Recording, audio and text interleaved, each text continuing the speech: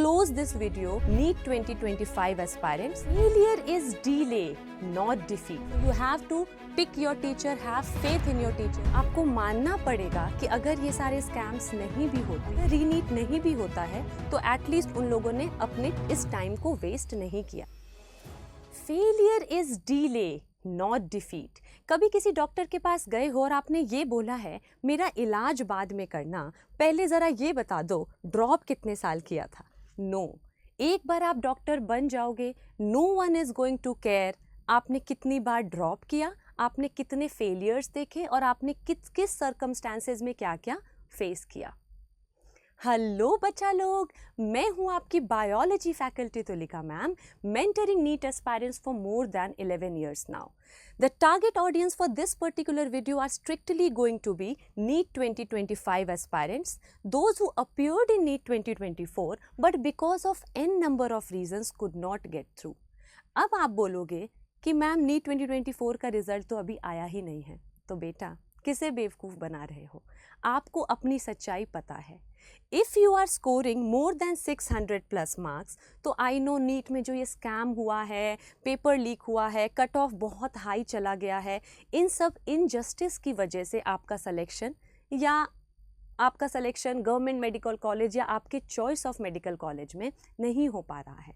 But if you are getting less than 600 marks, तो बेटा acceptance, आपको मानना पड़ेगा कि अगर ये सारे स्कैम्स नहीं भी होते तो भी 600 से कम में आपको एक गवर्नमेंट मेडिकल कॉलेज नहीं मिलता. तो बच्चा आपको एक्सेप्ट करना पड़ेगा, क्योंकि एक्सेप्ट करोगे तभी आप अपनी गलतियों को सुधारोगे कि कहीं ना कहीं आपके strategy, methodology, guidance, hard work या प्रॉबली लक में कोई कमी रह गई जिसकी वजह से कुछ बच्चे आपसे आगे निकल गए.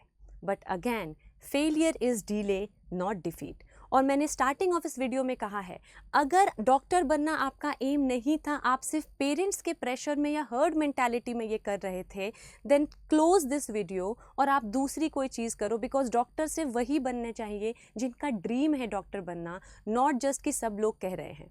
लेकिन अगर बेटा आपका ड्रीम है तो लेट्स स्टार्ट दिस वीडियो. अब आप बोलोगे, मैं एक और चीज़ क्लियर कर देती हूँ यहाँ पे, रीनीट के भी चक्कर में बच्चे अपना टाइम वेस्ट कर रहे हैं.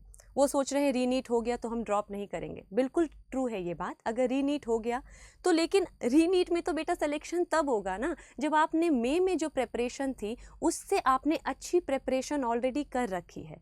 कुछ बच्चे ऐसे हैं जो मई के बाद से अब तक रिवीजन कर रहे हैं बार बार और अपने प्रिपरेशन को वो काफ़ी ऊपर लेके जा चुके हैं, तो वो तो रीनीट का वेट करे और कहीं अभी ड्रॉप का वो प्लान छोड़ दे. अगर रीनीट नहीं भी होता है तो एटलीस्ट उन लोगों ने अपने इस टाइम को वेस्ट नहीं किया है.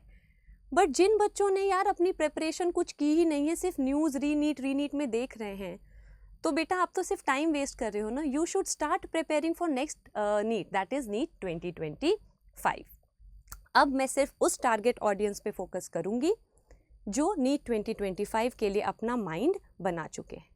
बायो को आपको मिनिमम टाइम देना है, हाफ पोर्शन बायोलॉजी है लेकिन आपको मिनिमम टाइम देना है बायो को. इसके लिए मैं ऑलरेडी एक वीडियो बना चुकी हूँ. Now those who have made their mind कि हमें नीट 2025 में अपीयर करना है, तो अब आपको ईयर लॉन्ग क्या क्या रूल्स फॉलो करने हैं, सबसे पहले हम वो देख लेते हैं. To start with pick a teacher.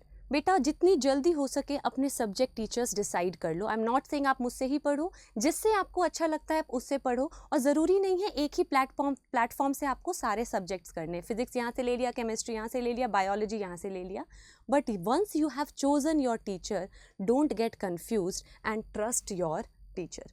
Time ले लो लेकिन ट्रस्ट करो. एक बार आपने स्टार्ट किया, कभी ऐसा हुआ है एक डॉक्टर से आपने डायग्नोसिस करवा लिया, लैब रिपोर्ट्स अपने टेस्ट के किसी और डॉक्टर के पास लेकर गए हो, एंड देन फॉलो अप के लिए आप किसी थर्ड डॉक्टर के पास जा रहे हो और गूगल पे अपना प्रिस्क्रिप्शन भी आप कर रहे हो, कभी आपकी बीमारी ठीक नहीं होगी. So you have to pick your teacher, have faith in your teacher and follow his or her guideline. Then we are saying NCERT plus accessories. सबको पता है NCERT कितनी इंपॉर्टेंट है, मैंने ऑलरेडी एक वीडियो बनाई है रिगार्डिंग आपको समरी भी क्यों नहीं छोड़ना है, कैसे आपको इंटरकनेक्ट करने हैं सारे चैप्टर्स को, कैसे आपको एग्जाम्पलर्स भी करने हैं, इसकी वीडियो मैं ऑलरेडी बना चुकी हूँ. I am not going to waste your further time in this. आप वो वीडियो देखिएगा, NCERT की ओशियन वाली डेप्थ है. एक्सेसरीज, इसके अलावा बेटा आपको कोई बुक नहीं पढ़नी है. एक्सेसरीज का मतलब है जो टीचर ने, आप जिस टीचर को आपने पिक किया है वो ऑब्वियसली अपनी स्ट्रैटेजीज बनाएगा, आपको नोट्स देगा. जैसे मैंने कहा मैं आपको फिल एंड फील NCERT की सीरीज लेकर आऊँगी. PYQ, DPTs, these are the accessories, that means your supporting material. Then don't have backlogs. ये बेटा अपने थंब रूल बनाना है. बैकलॉग नहीं करोगे क्योंकि चीज़ें पाइल ऑन होती चलेंगी, आज का कल, कल का परसों, धीरे धीरे 10% वो ऐड होता चलेगा.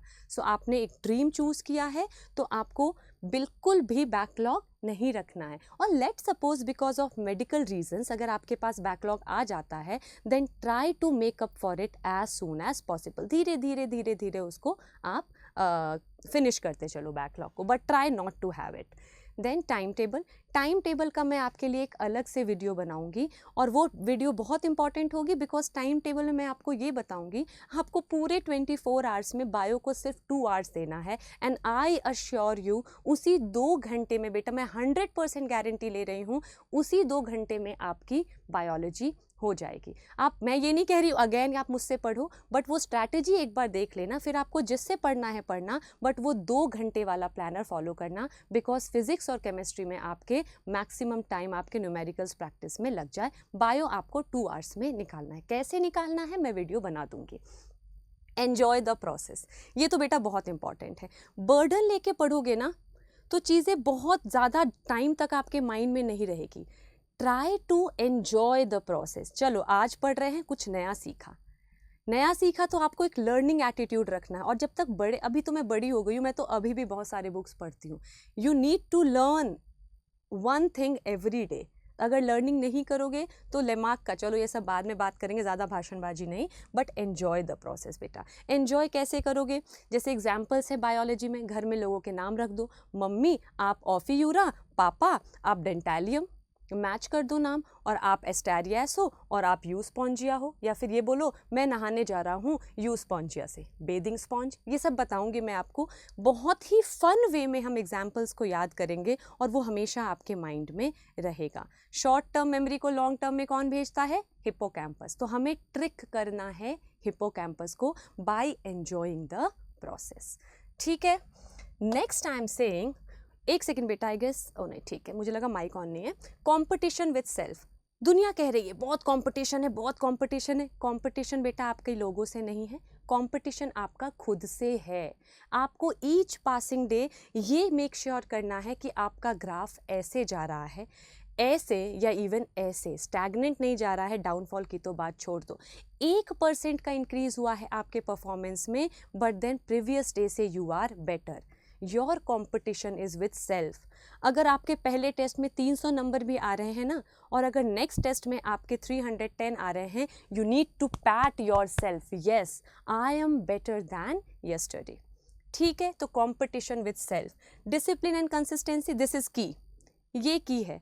एवरी डे आपको, आज आपको एक टाइम टेबल बना के उसको फॉलो करना पड़ेगा, क्योंकि जैसे जैसे आप डिसिप्लिन में आते चलोगे ना, आपकी बॉडी का आप चेंज देखोगे, कैसे आपका रिस्पॉन्ड करेगा आपकी बॉडी. तो एक्सक्यूज़ मी, इसलिए मैंने कहा है एक वीडियो तो मैं अलग से बना ही दूंगी टाइम टेबल को, और 21 डेज तक उसको फॉलो करना. पैवलॉव ने किया था ना रिफ्लेक्स एक्शन के लिए. तो discipline and consistency. Healthy friendship. बेटा पूरे टाइम पढ़ते रहोगे ना, माइंड सैचुरेट होगा. इवन कार्डियक साइकिल में हार्ट 0.4 सेकेंड रिलैक्स करता है एंड 0.4 सेकेंड कॉन्ट्रैक्ट करता है. तो आपकी फ्रेंडशिप जो है वो आपके माइंड के लिए एक थेरेपी होनी चाहिए, लेकिन वो फ्रेंडशिप हेल्दी होनी चाहिए. मैं ये नहीं कह रही कि हमेशा इंटेलिजेंट बच्चे के साथ ही फ्रेंडशिप रखो, बट ऐसी फ्रेंडशिप ना रखो जो आपको आपके गोल से डेविएट कर दे. ऐसी फ्रेंडशिप ना रखो जो आपको मेंटली ड्रेन कर दे.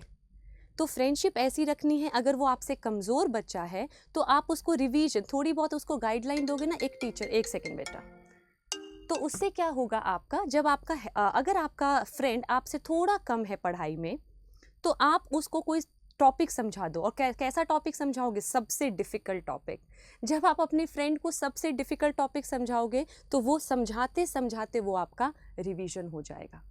टीचर बहुत ज़्यादा अपने सब्जेक्ट का मास्टर क्यों होता है? क्योंकि वो सारे डिफ़िकल्ट टॉपिक्स को आपको एक्सप्लेन करता है। That is a different form of revision only. और अगर आपका फ्रेंड आपसे अच्छा है, then you have a lot to learn from him and her. So healthy friendship. Regular test. भले आपकी प्रेपरेशन नहीं है, बट टेस्टिंग इज़ इम्पॉर्टेंट। तो ये नहीं सोचना है कि मेरी प्रेपरेशन नहीं है तो आज मैं ये टेस्ट नहीं दूंगा। नहीं, आप टेस्ट दो। टेस्ट के बाद अपने रिजल्ट को इवैल्यूएट करो, और कई बार नई चीज़ें आप वहीं से सीख जाओगे। So regular testing is important. And reward. अगर आपने 1 वीक तक एक टाइम टेबल, आप टारगेट सेट करो, गोल बनाओ। अगर आपने 1 वीक तक अपना फॉलो कर लिया, then give yourself 1 reward. एक मूवी देख लो, वैसे नहीं देखनी रेगुलर बेसिस पे, लेकिन अगर आपने 1 वीक तक अपना सारा टारगेट एकम्प्लिश किया है तो बेटा 3 घंटे में कुछ नहीं जा रहा। रिवॉर्ड योर सेल्फ, और ये रिवॉर्ड के ही आप लालच में अपने टारगेट्स को फॉलो करते रहोगे। प्लानर हम ईयर लॉन्ग ये करेंगे।